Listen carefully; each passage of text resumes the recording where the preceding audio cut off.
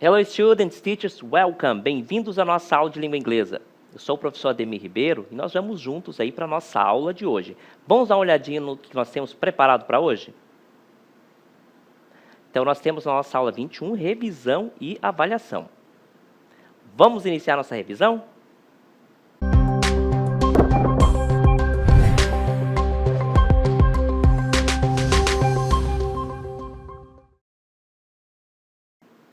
Então, nós vamos fazer uma revisão, um apanhado daquilo que nós vimos ao longo dessa unidade, iniciando aí com algumas expressões relacionadas ao direito. Olha só.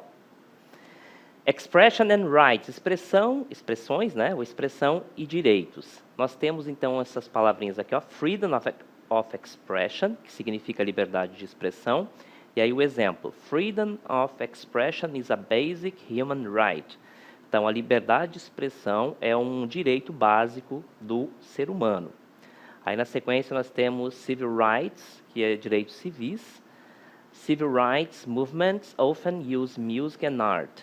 Então, frequentemente, os direitos civis, né, eles usam a música e a arte para se expressar. Na sequência, nós temos social change, que é a mudança social. Art can be a catalyst for social change. A arte pode ser um catalisador para a mudança social. Activism, o ativismo. Performance art can be a form of activism. Então, a arte performática pode ser uma forma de ativismo. Aí a palavra empowerment, que é o empoderamento. Dance offers empowerment of young people. A dança oferece, então, empoderamento para os jovens.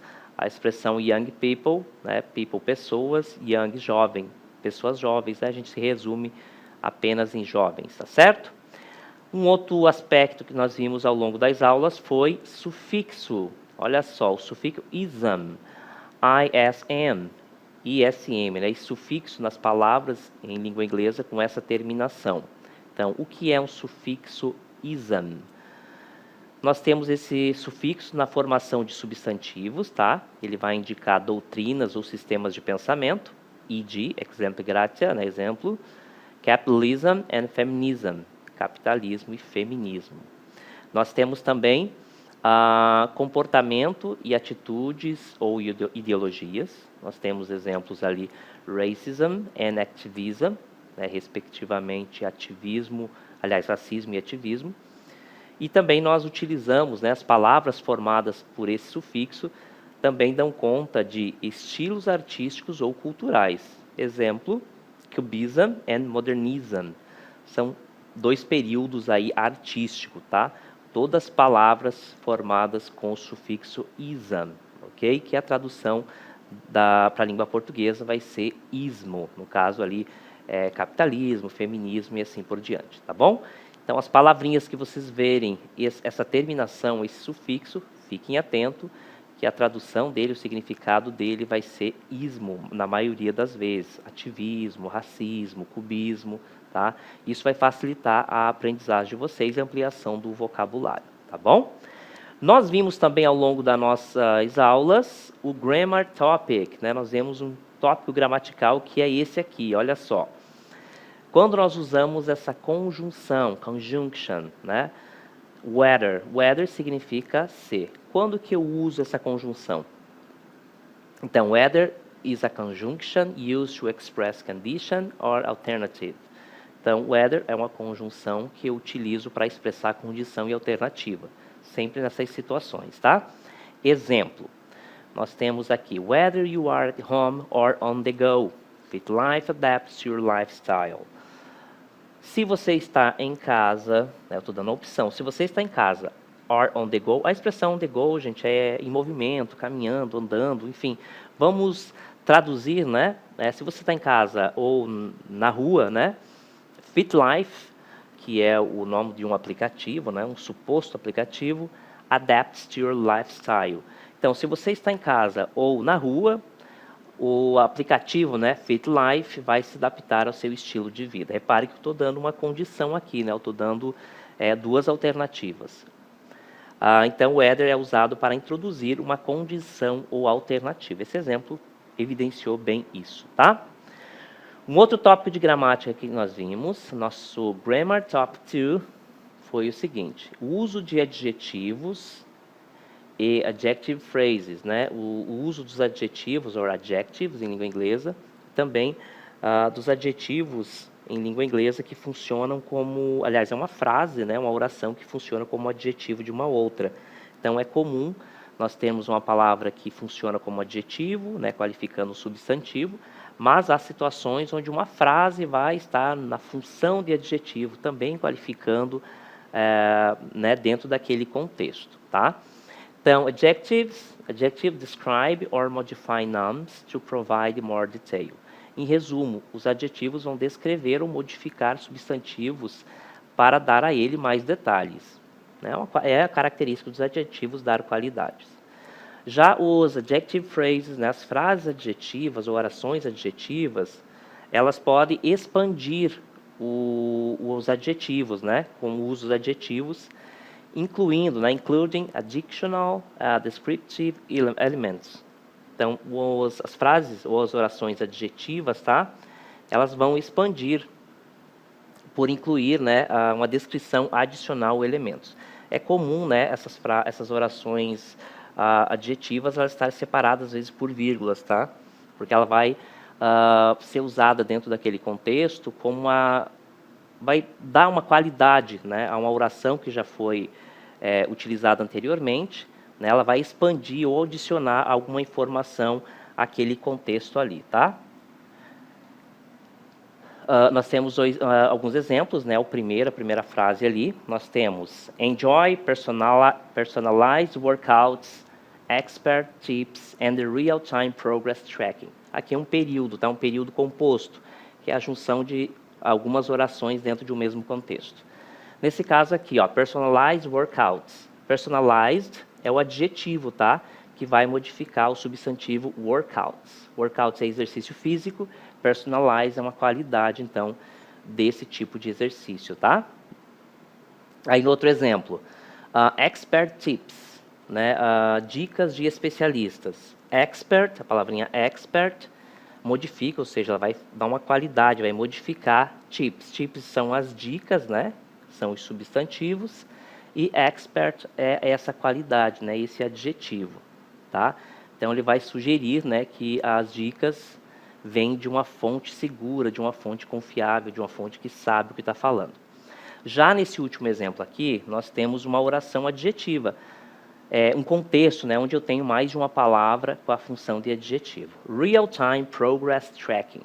Então, a expressão real-time, tempo real, modifica progress tracking. Então, progress tracking, né, o progresso, né, ele vai mapear o progresso, né, e o real-time é em tempo real, tá certo? Então, nesse contexto aqui, eu não tenho somente um adjetivo, mas mais de uma palavra com essa função de adjetivo, tá? Qual é a função dele dentro desse contexto? Mostrar, né, que o tracking, né, que é o acompanhamento, acontece instantaneamente, tá certo? Então, é mais de uma palavra na função de adjetivo, ok? Essa é a função dos adjetivos, então, das frases, das orações adjetivas, tá bom? Basicamente, desempenham o mesmo papel, a diferença é que os adjetivos, né, normalmente é uma palavra só, ou quando eu tenho uma locução adjetiva, que eu tenho mais de uma palavra dentro de um mesmo contexto, ou então tem uma oração adjetiva, que desempenham a mesma função. Quando estou falando de um adjetivo, ele desempenha uma qualidade sobre um substantivo, que é uma única palavra, tá? Então é uma relação muito íntima, ou então eu tenho uma oração que vai explicar algo que foi falado anteriormente na oração anterior. Então ele está como se fosse abrir um parênteses para explicar, para esclarecer mais. Só que em vez de ser uma palavra só, ela é uma oração, ela é uma frase, tá bom? Essa é a grande diferença, mas ambos desempenham a mesma função, qualificar, tá certo? Vamos para um outro tópico de gramática, nosso Grammar Top 3. Olha só, o uso do imperativo, dos verbos imperativos. Quando a gente fala verbo imperativo, é importante vocês lembrarem que o adjetivo, aliás, o imperativo, ele é utilizado para dar ordens, tá? Imperative verbs, verbos imperativos. are used to give commandments, instructions or advice. Verbos no imperativo são usados para dar comandos, instruções ou conselhos, tá? Basicamente, ele vai dar ordens. Faça isso, apague a luz, acenda a luz, vem aqui, mude de lugar, sempre ordem, tá? Sempre nesse contexto. Nós temos ali o texto, Transform your fitness journey with our all-in-one app. Enjoy personalized workouts, expert tips and real-time progress tracking. O que está escrito aqui? Então, nós temos alguns imperativos aqui. Por exemplo, transform, eu estou dando uma ordem, ou nesse caso aqui, uma dica, né? Transforme, né, dando um comando, que é para os usuários mudarem, né, ou melhorarem ali a sua jornada fitness. Então, transform, a command urging the user to change or improve their fitness journey. Então, esse verbo no imperativo está dando a ordem, o comando, né, da urgência, urgindo, né, pedindo para que o usuário mude ou melhore a sua jornada fitness. Aí nós temos também enjoy, que também está como um imperativo. Ele está encourages the user to take pleasure in using the app's features. Então, ele está encorajando, né, o usuário a se divertir, a aproveitar enquanto está usando as ferramentas do aplicativo. Enjoy, quer dizer, divirta-se. Obviamente que não é uma posição, mas é um pedido, né? Então, é sempre nesse sentido que os verbos no imperativo são utilizados, tanto na língua portuguesa quanto na língua inglesa, ok? Próximo tópico que nós vimos também ao longo das aulas foi o seguinte, possessive adjectives, os adjetivos possessivos, tá? Então, os adjetivos possessivos, my, eu vou usar, né, para falar dos meus próprios, de algo que eu tenho, né, da minha propriedade. Exemplo, my book, meu livro, tá? O my, então, que é o nosso possessive adjective. Your, eu vou utilizar para falar, né, algo que o meu interlocutor tem, né? Por exemplo, your car, seu carro, tá? Estou indicando, né? Ele vai indicar posse sempre, né? Os possessive adjective, como o próprio nome já fala. His significa dele, é usado para falar de algo que um masculino possui. Por exemplo, his phone, o telefone dele, quer dizer, o telefone pertence a ele. Her, used for a female person items, então é utilizado para indicar algo que uma mulher, né, feminino, possui. Exemplo, her bag, a bolsa dela, tá certo? Então, esses são os possessive adjective, my, your, his, her, e aí na sequência nós temos os outros. Its. Its também é dele ou dela, só que quando não for pessoa. Non-human, quando não for pessoas. Mas pode ser animais ou outras coisas de modo geral, tá? Its toy. Então, repare que ele não muda, só é alterado aqui, né? It é ele ou ela para coisas e objetos. Its, então, é o seu possessive adjective, o mesmo, né? Então, essa conexão, essa relação é sempre importante fazer entre o pronome it, que é ele ou ela para coisas e objetos, e o its, ele vai, então, indicar, ele vai ser o seu possessive adjective referente, tá? Its toy, o brinquedo dele. Our também é o nosso, tá? É usado para falar de algo que nós temos, exemplo, our house, nossa casa. Their é deles ou delas, usado para indicar a propriedade das pessoas, né? Deles ou delas. Por exemplo, their office, o escritório deles. Perfeito? Continuando agora, nós vamos para um outro tópico, que é o Grammar Topic 1, só que relacionado aí ao Reported Speech, né? Que é o discurso indireto. Reported Speech, né? O discurso indireto, é quando relatamos o que outra pessoa disse, sem repetir exatamente as mesmas palavras, né, ou as palavras originais. Então, nós vemos a diferença aqui, ó, discurso direto, direct speech. She said, ela disse, I like chocolate. Eu repeti exatamente o que ela falou. Discurso indireto, reported speech. She said that she liked chocolate.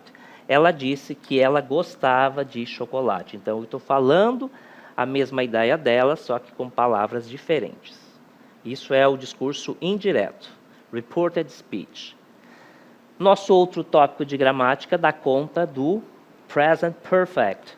O present perfect, né, o presente perfeito, ele tem uma estrutura única na língua inglesa e ele é utilizado na seguinte situação.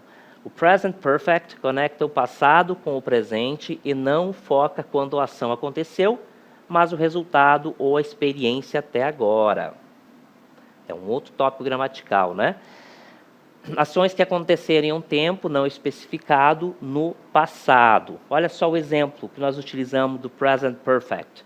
I have seen that movie before.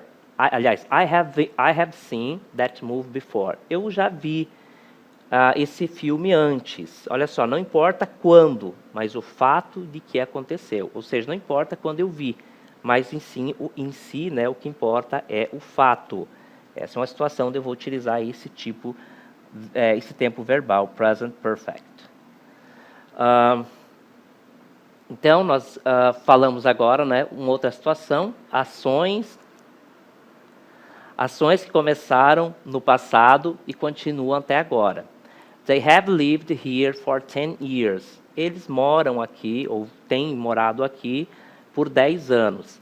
Então, repare que é uma ação que começou lá no passado e continua até agora. Eles começaram a morar aqui 10 anos atrás, né? E continua até agora. Outro exemplo. We have studied English since 2020. Nós temos estudado inglês desde 2020, tá certo? Então, é uma ação que começou lá atrás, né? Eu comecei a estudar em 2020 e permanece. Não diz se eu terminei, se eu já parei de estudar ou eu continuo, tá certo? Ações recém-concluídas, aí com a expressão just, que é recém, significa recém. He has just left the room. Ela tem acabado, ela acabou de deixar a sala, o local, o quarto, né? O ambiente. Aí outro exemplo, we have just finished our homework. Nós acabamos, então, de terminar o nosso trabalho, nossa tarefa de casa. Então, é uma ação que começou lá no passado e que acabou recentemente. Essa é uma das situações que eu utilizo o present perfect, ok? Agora, a estrutura. A estrutura desse verbo, então, vai ser sujeito mais have mais has, particípio passado, né, o past participle. Nós temos aqui, então, os sujeitos, que podem ser I, you, we, they. Aí nós vamos utilizar sempre o have com esses sujeitos aqui, ou então outro sujeito equivalente. Então, vamos utilizar o primeiro. I have eaten, studied, gone, lived. Então, olha só os outros verbos aqui já estão no particípio, tá bom? Então, a estrutura é sempre sujeito, mais have, mais o particípio passado. E aí nós temos na sequência he, she e it, que vão utilizar sempre o has, tá? Ele vai sempre exigir o verbo to have, só conjugado com terceira pessoa do singular fica has, tá certo? Esses sujeitos de terceira pessoa sempre vão utilizar o verbo has dentro dessa estrutura. Então, sujeito, he mais has, que é o verbo formador, né, o verbo auxiliar formador desse tempo verbal, mais o particípio passado de qualquer verbo que seja. Nesse caso aqui, done é feito, been, sido, né, depende aí do contexto, ele é o particípio do verbo to be, seen, visto, worked, é trabalhado, ok? Agora eu vou mostrar para vocês, né, uma lista de particípios, né, que fazem parte também dessa estrutura. Eu tenho, então, go, o passado de go, né, o particípio é gone, significa ido, repare que é ação pronta e acabada. O verbo to eat significa comer, eaten, comido, ação pronta e acabada. See, o verbo to see significa ver, seen significa visto, repare que também é uma ação pronta e acabada. E por último, o verbo to write, que é escrever, e o seu particípio é written, que é escrito, tá? Uma ação também pronta e acabada. Característica, então, dos verbos no particípio é justamente mostrar, né, que uma ação está pronta e acabada, ok? ok? E ele faz parte de várias estruturas, inclusive do present perfect, ok? É uma estrutura aí que vai exigir o verbo no particípio. Então, o verbo no particípio é quando aquela ação produzida por esse verbo está pronta e acabada. E ele aparece aí em várias construções, né, vários tipos, né, de construção de tempos verbais. É muito comum a presença do past participle, por isso que a gente trabalha ele com um pouquinho mais de atenção. Tá certo? Espero que tenha ficado claro para vocês e a gente vai encerrando por aqui.